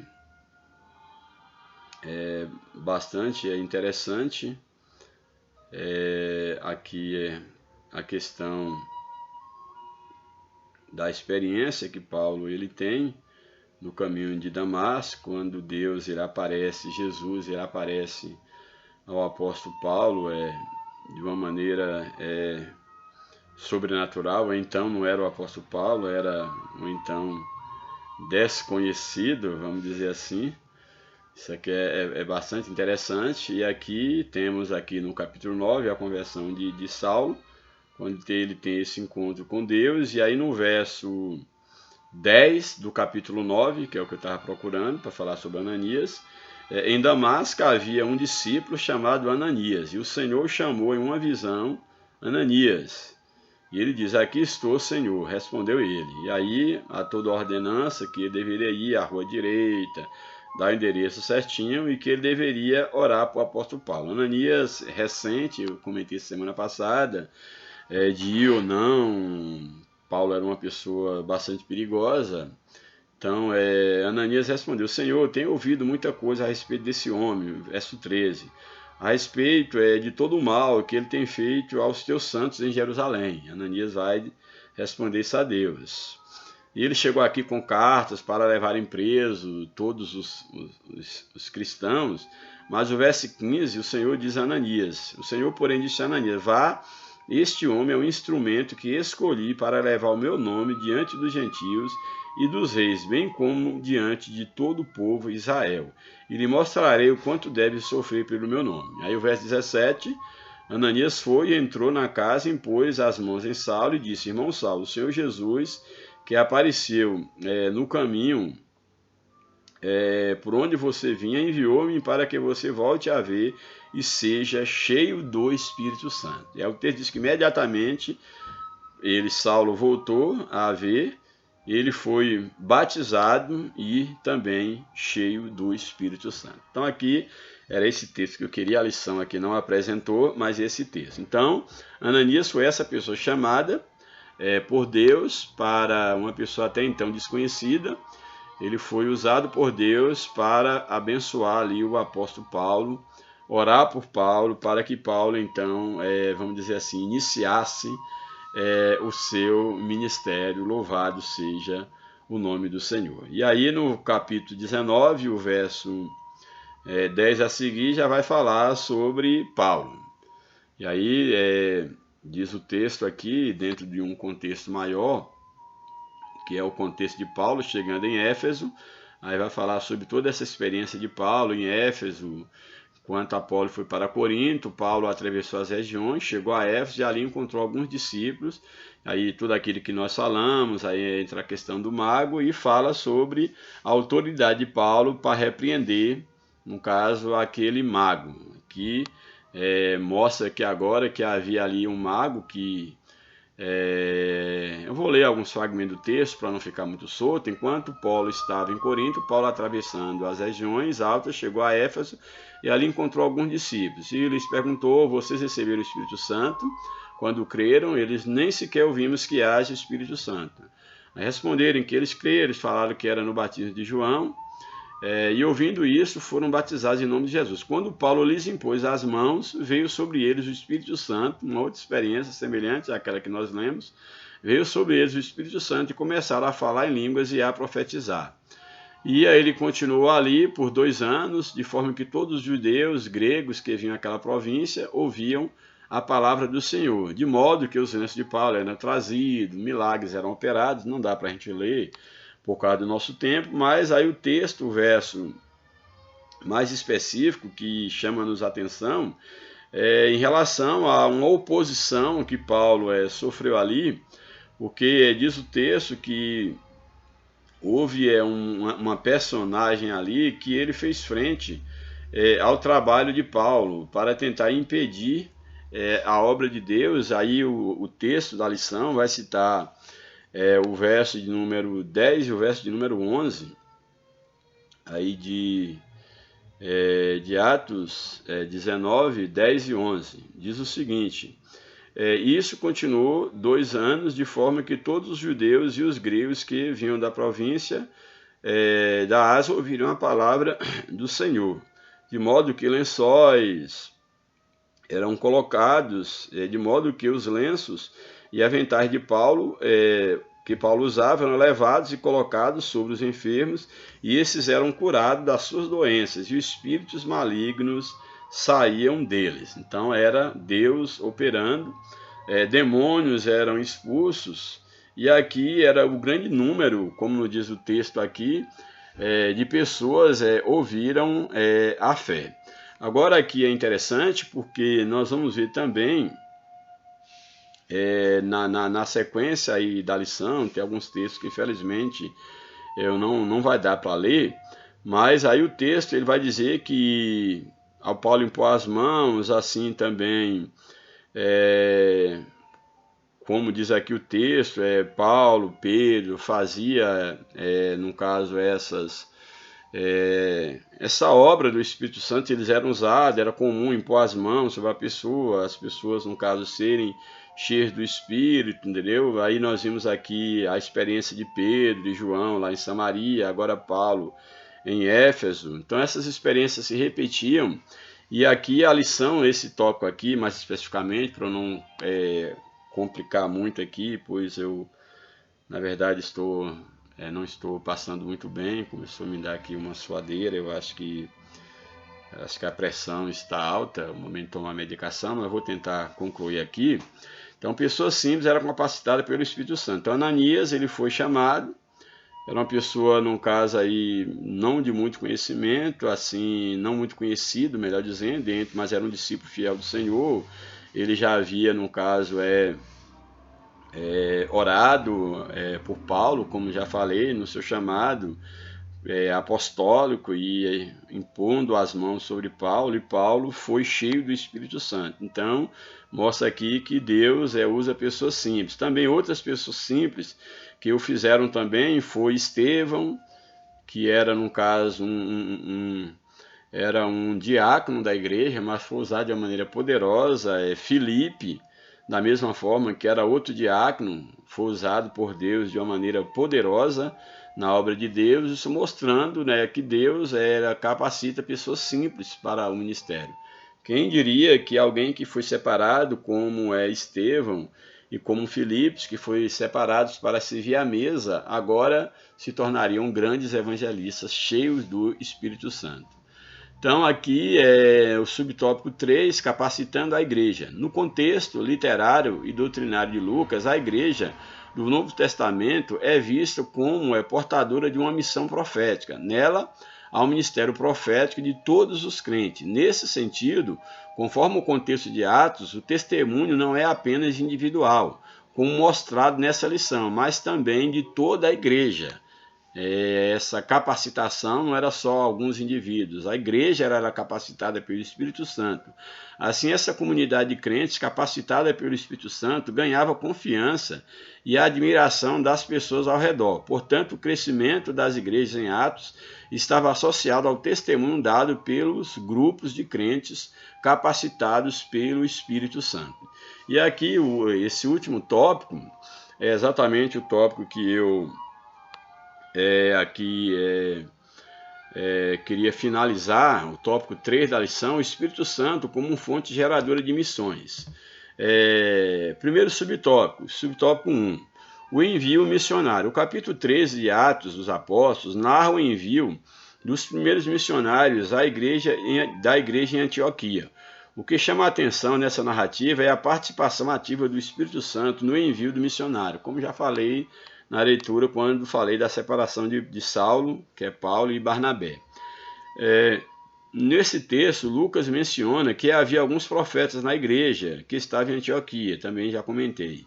É bem possível que esta observação do autor sagrado fosse para explicar como se deu a participação do Espírito Santo no comissionamento de Paulo e Barnabé para a primeira viagem missionária. Lucas mostra que, por intermédio dos dons do Espírito, os dois obreiros... Licença aqui, gente. Lucas mostra, por intermédio do Espírito Santo, os dois obreiros foram separados para uma grande obra de maneira clara e audível. O foco do evangelista é que o Espírito Santo é a fonte geradora de missões, pois ele é quem vocaciona e envia. Então aqui o objetivo do escritor mostrar que o Espírito Santo ele é quem dá a vocação, ele é quem envia, como foi no caso aqui do apóstolo Paulo e aqui Barnabé. Subtópico 2, a estratégia missionária. Era um mundo multicultural. A estratégia missionária era um mundo multicultural. A questão da estratégia missionária deve ser levada em conta, não somente enviar, mas quem enviar, quando enviar e como enviar. Então aqui é interessante que fala que é necessário que haja uma estratégia missionária para o envio de missionários, e essa estratégia deve ser dada pelo Espírito Santo. E aqui coloca, a questão da estratégia missionária deve ser levada em conta, não somente enviar, mas quem deve ser enviado, quando deve ser enviado, como enviar. Por exemplo, Paulo e Barnabé poderiam ter adotado a estratégia errada na obra missionária, quando intentaram pregar na Ásia e na Bitínia, mas eles foram impedidos pelo Espírito Santo. Esse texto é bem fantástico, emblemático, inclusive, que Paulo ele pretendia pregar aqui na Ásia e Bitínia, mas eles foram impedidos pelo Espírito Santo, ou seja, eles não estavam debaixo da direção deles, não era eles que escolhiam de pregar.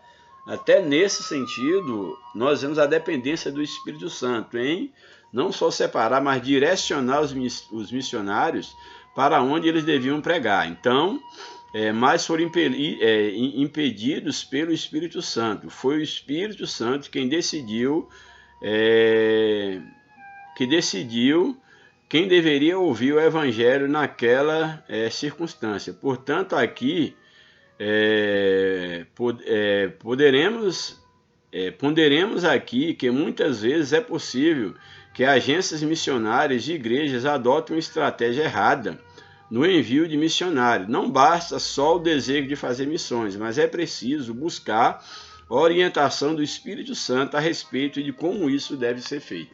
Isso aqui é bem interessante, porque aqui o que o comentarista está colocando é que exatamente não basta enviar alguém, mas é necessário ter o cuidado para não estar enviando pessoas erradas e também para lugares errados. Então isso aqui é bem interessante, que deve ter uma direção quanto a isso, quanto a quem enviar, como enviar, quando enviar, para onde enviar. Tudo isso eu acho de suma importância, porque mostra a total dependência de Deus, que é a igreja, que o obreiro ele deve ter de Deus em relação à obra missionária. Então isso aqui é algo que deve ser levado em consideração quando do fazer a obra missionária. Eu estava procurando aqui, gente, um texto, mas infelizmente aqui eu acabei aqui me perdendo, quando fala sobre uma passagem que está aqui na lição, mas pelo fato de eu já não estar tão bem de saúde, mas que eu comecei a comentar aqui, fiz até uma confusão aqui, quando Paulo ele vai pregar em determinada região, e ali o procônsul ele estava já ouvindo a palavra de Deus, e Elimas, ali um mágico, que era assessor daquele procônsul, ele se levanta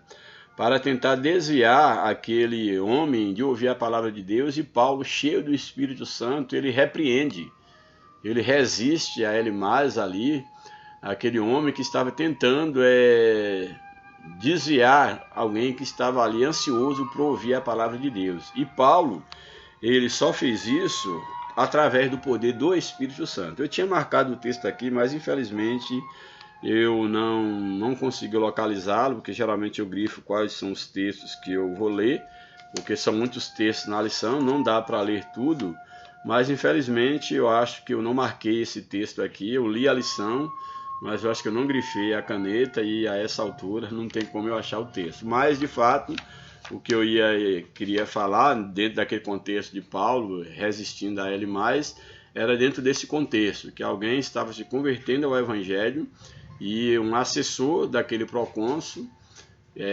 usado por Satanás, estava tentando desviar aquele homem de ouvir a palavra de Deus, e então Paulo resiste àquele homem, ou seja, na autoridade do Espírito Santo. Era isso que eu ia falar, mas já acabou me perdendo aqui no texto. Mas para fechar, aqui em Atos 19, quando fala, eu achei bastante interessante a ideia de não só de enviar, mas de ser submisso ao Espírito Santo, para onde deve ser enviado o obreiro.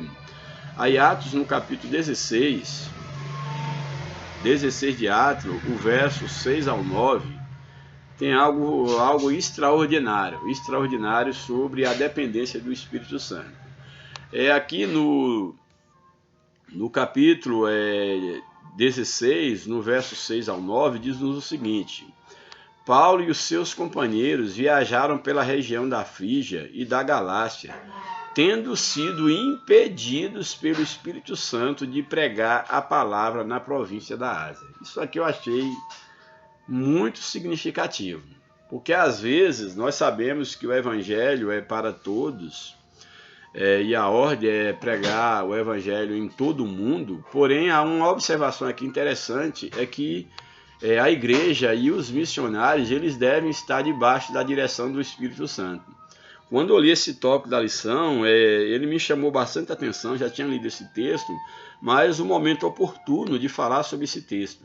Porque nesse tópico aqui a gente está falando sobre o Espírito Santo como fonte geradora de missões. Nós vimos o primeiro tópico, o envio de missionários, e agora a estratégia de enviar. E dentro dessa estratégia, o comentarista coloca que não basta você separar o missionário, mas você tem que saber, a igreja ela tem que ter uma direção divina para enviar, quem vai ser enviado, quando vai ser enviado e como vai enviar, e também para onde deve ser enviado, porque aqui o texto deixa bem claro, em relação a esse fato aqui, entendeu? Que Ananias, os apóstolos aqui, no caso aqui Paulo e Barnabé, melhor dizendo, eles queriam ir para a região da Ásia e da Bitínia, mas eles foram impedidos. Então eu achei isso aqui muito interessante, Foi o Espírito Santo que decidiu quem deveria ouvir o evangelho naquela circunstância. E aí, ponderamos aqui que muitas vezes é possível que agências missionárias e igrejas adotem uma estratégia errada no envio de missionário, enviando missionário para onde Deus não está direcionando. E isso é muito sério, porque nós ouvimos muito caso de pessoas que são enviadas para missões, umas são abandonadas no campo missionário, porque a igreja não tem uma estratégia para isso, não planejou, e outras são enviadas e voltam, enviadas para ficar 1 ano, 2, 3 anos, e volta com 1 mês, 2 meses, porque não era a pessoa certa, ou às vezes é enviado para o lugar errado. Isso aqui acontece. Então achei bastante interessante a abordagem do comentarista. Muitas vezes é possível que agências missionárias e igrejas adotem uma estratégia errada no envio do missionário. Não basta só o desejo de fazer missões, mas é preciso buscar a orientação do Espírito Santo a respeito de como isso deve ser feito. Quem enviar, quando enviar, como enviar, para onde enviar, tudo isso deve ser levado em consideração. E olha o que diz aqui o texto, o último que eu vou ler. Atos, capítulo de número 16, o verso 6 ao 9. Paulo e os seus companheiros viajaram pela região da Frígia e também da Galácia, tendo sido impedidos pelo Espírito Santo de pregar a palavra na província da Ásia. Quando chegaram à fronteira da Mísia, tentaram entrar em Bitínia, eles ainda tentaram entrar, mas o Espírito de Jesus os impediu. Isso aqui é muito... eu acho isso muito, muito importante, que era o poder decisório do Espírito Santo na vida dos apóstolos, dos missionários, na vida da igreja. Não bastava eles quererem ir, não era eles que escolhiam para onde ir, para quem pregar. Aqui é um caso muito, muito preciso que o Espírito Santo impediam eles pregarem, e aqui diz que eles, chegando à fronteira da Mísia, eles tentaram entrar em Bitínia, tentaram entrar naquela região para pregar o evangelho, mas o Espírito de Jesus os impediu. Então, verso 8, então eles contornaram a Mísia e desceram a Troade. E durante a noite, Paulo teve uma visão na qual um homem da Macedônia estava em pé e lhe suplica: passe a Macedônia e ajude-nos. Que era exatamente esse homem que ele tem a visão à noite. Essa visão era nada mais, nada menos do que uma direção do Espírito Santo para onde eles deviam ir. Passe a Macedônia e ajude-nos. Depois que Paulo teve essa visão, preparamos-nos imediatamente para partir a Macedônia, concluindo que Deus nos tinha chamado para lhes pregar o Evangelho. Louvado seja Deus. E aí tem a conversão de Lídia lá em Filipos, e aí a obra missionária. Tudo debaixo da direção de Deus. Gente, vou ler a conclusão. Vocês me desculpem aí que eu fiz alguma confusão aí, por uma questão de eu já estar um tempo bom falando. Eu não havia planejado me estender tanto aqui na lição, mas já vai para 1h40 e eu realmente estou muito cansado. Eu tenho aí esse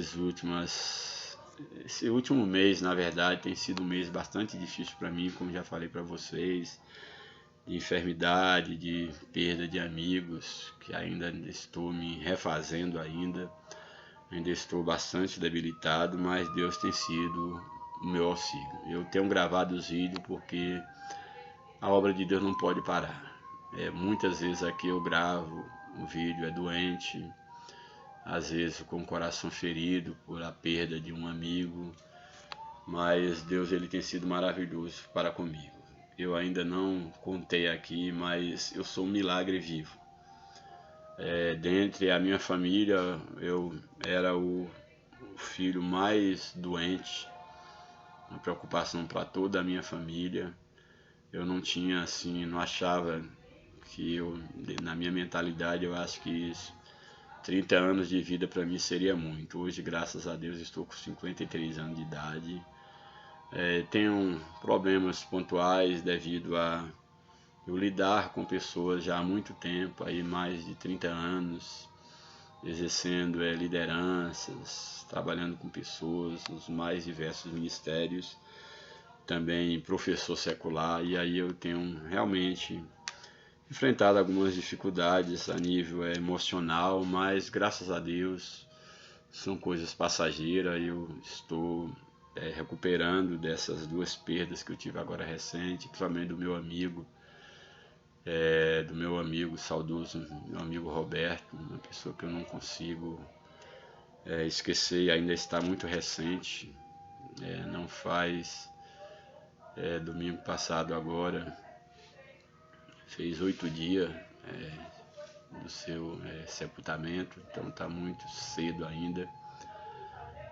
Mas Deus tem me dado graça. Então não vão me desculpando por alguma coisa, entendeu? A minha memória, alguma confusão, caso eu tenha feito aqui na lição, mas eu creio que só foi nesse momento que eu perdi o texto aqui, e quando há esse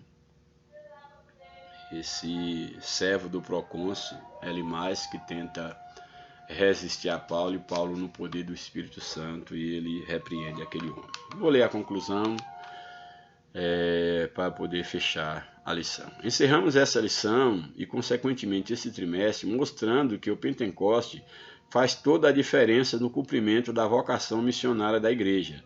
Sem a ação do Espírito Santo, a igreja local está debilitada para cumprir a sua missão. O Espírito Santo é a força motriz do corpo de Cristo em sua dimensão local. Sem o Espírito Santo, a igreja não vai a lugar algum. Que eu fecho dizendo: o Espírito Santo, ter uma vida cheia do Espírito, não é uma opção. Ser cheio do Espírito é necessidade da igreja e de todos aqueles que servem ao Senhor. A vida da igreja é uma vida na dimensão espiritual.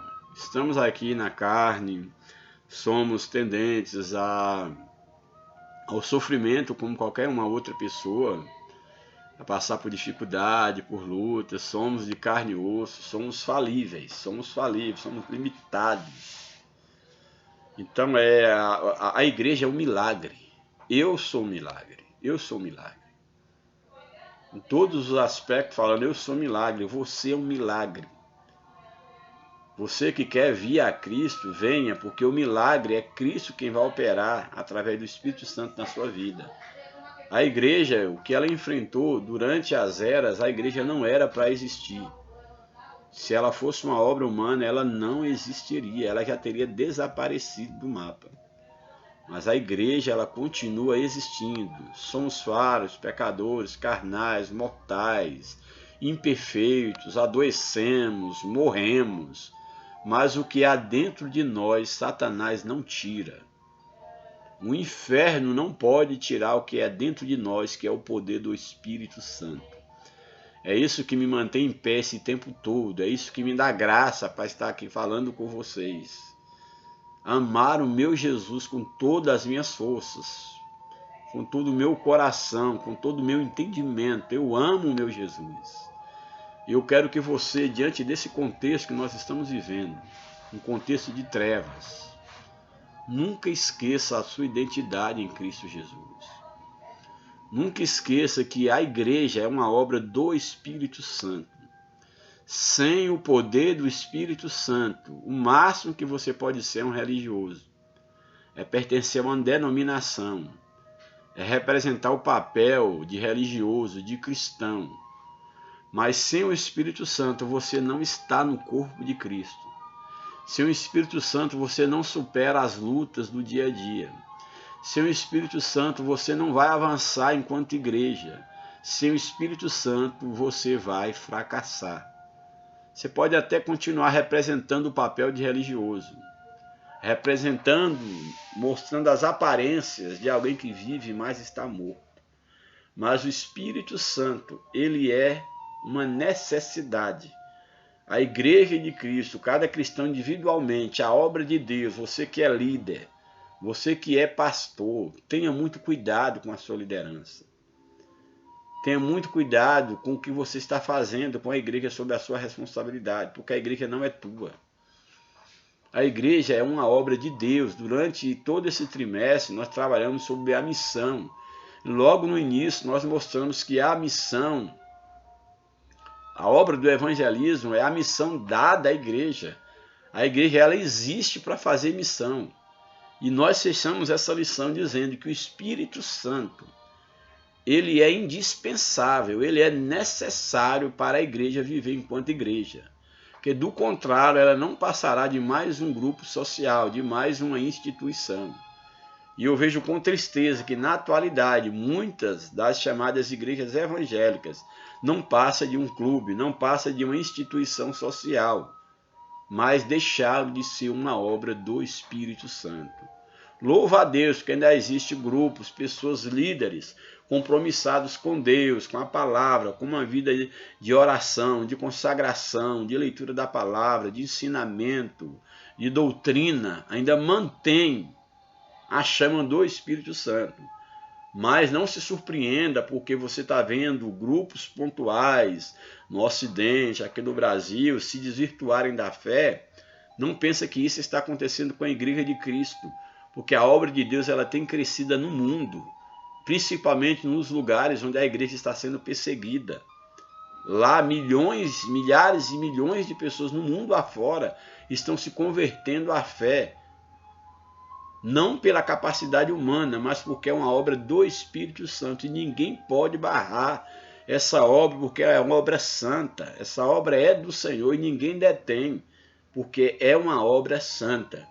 Porém, não podemos confundir a igreja de Cristo, dirigida pelo Espírito Santo, com aquilo que nós estamos vendo no Ocidente, com aquilo que nós estamos vendo no nosso país, de muitos grupos que não passa de uma peça de museu, que não passa de um grupo social, onde muitos vão desfilar, onde muitos vão mostrar o seu orgulho religioso, mas que não tem uma vida na dependência do Espírito. Então eu fecho aqui dando esse conselho. Você que é pastor, você que é líder, você que é crente individual, não se orgulhe por fazer parte de uma denominação. Deixe de lado o orgulho batista de ser, o orgulho pentecostal de ser, presbiteriano, seja lá o que for.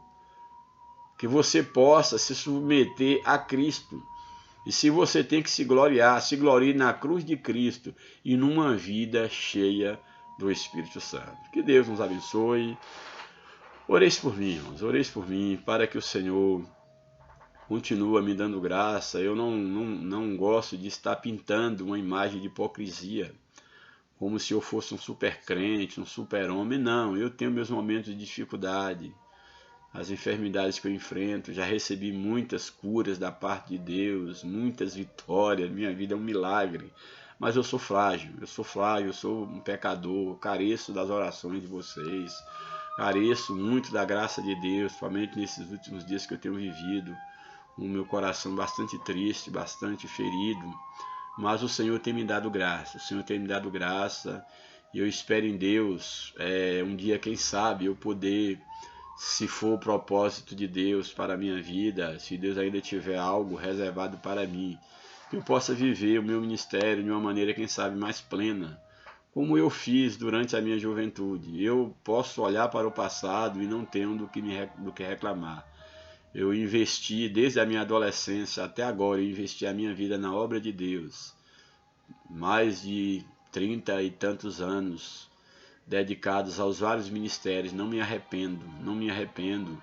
Mas se Deus ainda me der a oportunidade, eu quero, quem sabe, um dia eu conseguir aí me aposentar do meu trabalho e poder viver totalmente para a obra de Deus, poder ter mais tempo de gravar vários vídeos, de poder, quem sabe, fazer um projeto aqui maior, fazer algo que há no meu coração que até então eu não tenho tido condição de fazer, que é escrever livros, um livro, quem sabe vários livros, mas Deus sabe de todas as coisas. Mas no momento eu tenho feito aquilo que está dentro da minha condição.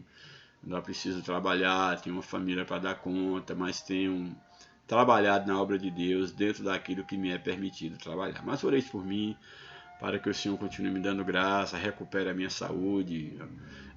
Alguns dos que me conhecem mais de perto, a maioria das pessoas que estão no meu canal eu não conheço, mas os que me conhecem de perto sabem das minhas lutas, das minhas dificuldades que eu enfrento, pela minha maneira de ser, o meu jeito verdadeiro de ser, como um servo de Deus, como um pai de família, como um líder, de não negociar os meus valores. Nunca negociei valores, princípios que eu aprendi desde a minha infância.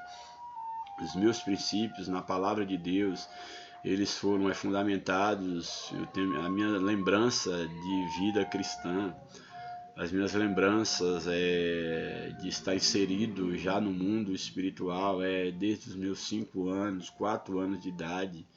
Eu já tenho as boas lembranças, pois eu morava na roça e minha casa era um lugar de busca ali, a igreja reunia para fazer vigília e era maravilhoso. Essas memórias estão todas vivas na minha mente e graças a Deus eu cresci com um temor muito grande pela obra de Deus. Eu tenho um respeito muito grande pela obra de Deus, pela igreja, pela vida espiritual, pela palavra de Deus.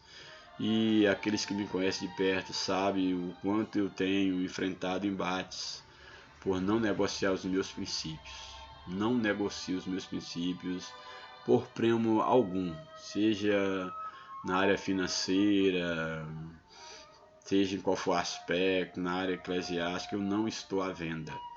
Eu mantenho a minha sinceridade e Deus tem me honrado. E como Deus tem me honrado no meu ministério, na minha vida. E se Deus ainda tiver algo maior para mim, vocês orem por mim para que todos os planos de Deus sejam estabelecidos na minha vida. Deus abençoe. Já terminei esse vídeo com uma paz muito grande no meu coração, inclusive já me sentindo melhor. Aquele momento aqui, vocês perceberam que eu estava suando, passando um pouco mal, graças a Deus já estou me sentindo bem melhor. Mas estou encerrando o vídeo por aqui. Já vamos para quase 2 horas de gravação. Deus os abençoe. Um grande abraço, oreis por nós, para que Deus continue nos guardando debaixo da sua graça. Deus os abençoe, um abraço. Paz do Senhor a cada irmão, cada irmã, cada amigo, os meus queridos alunos, tanto do seminário teológico quanto aí da escola secular, os meus alunos, ex-alunos que eu tenho aqui inscrito no canal, a todos vocês, meus amigos aí do Face, aí do YouTube, que Deus abençoe a cada um de vocês, em nome de Jesus. e a paz do Senhor.